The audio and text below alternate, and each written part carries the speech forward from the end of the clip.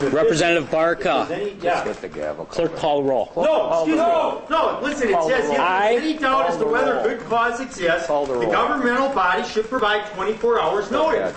This is clearly a violation of open meetings law. Now look, you've been shutting people. This is how it all began Wednesday as Senate Republicans found a way to push through a bill stripping nearly all collective bargaining rights from most state workers. It all happened while Democrats remained in Illinois. And joining us now by phone, Democratic State Senator Jon Erpenbach. Senator, will you be returning anytime soon back to Wisconsin?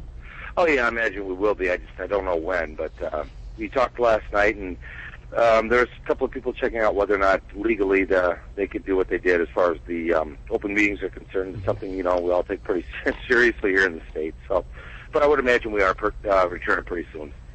Senator, can you tell us what went on behind the scenes when you heard that this vote was about to happen in the Senate?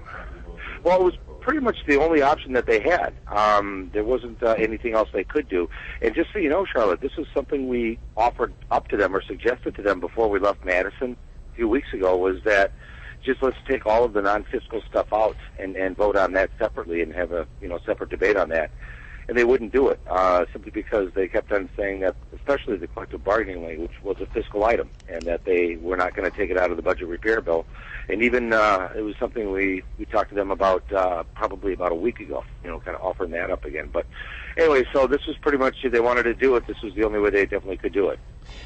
Senator, was this just as far as this conference committee goes, just kind of and I can't think of another word, but a gotcha moment? Okay, the 14, the Democrats left, so you tricked us, so we're going to trick you guys by doing this despite what thousands of people have said outside this Capitol the past 3 weeks. No, actually, conference committees happen, they don't happen quite a bit, but when they do happen, they usually happen on budget issues, and they usually happen when the houses are split. Democrats one house, Republicans in another house, and they can't figure out a budget, so they have a conference committee.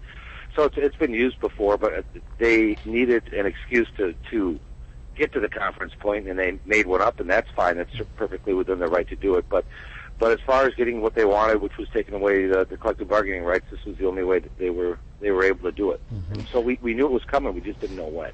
Since this was specifically about collective bargaining rights, does this speak to the fact that some people have been saying that this is not about the budget? Well, I think it speaks right to the point of the fact that this absolutely wasn't about the budget, even though they were saying it was. If this was about the budget, then we would figure out a way to pass the budget. Right now, what we have is we have workers' rights taken away, and the budget repair bill still hasn't passed. So to me, for them to say that we needed to do this to balance the budget, that it's just wrong. And I think the way they did it and what they did shows that they were being less than honest. Now there's the next debate now is about the governor's budget. I imagine that's going to be pretty spirited as well.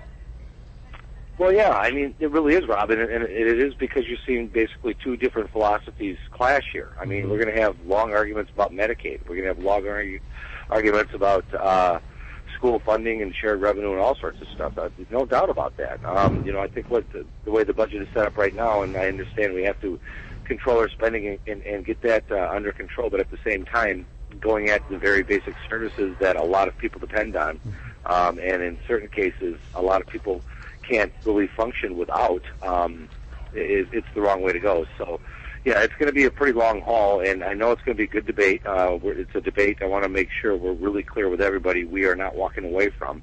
Senator, once we're home, we're not going anywhere. So, yeah. This whole situation has gotten really ugly, and it seems like the further this goes on, the sides seem to separate even more. And is there any hope that these two sides are going to come together? Because I think, frankly, that a lot of people are just kind of getting sick of this by now.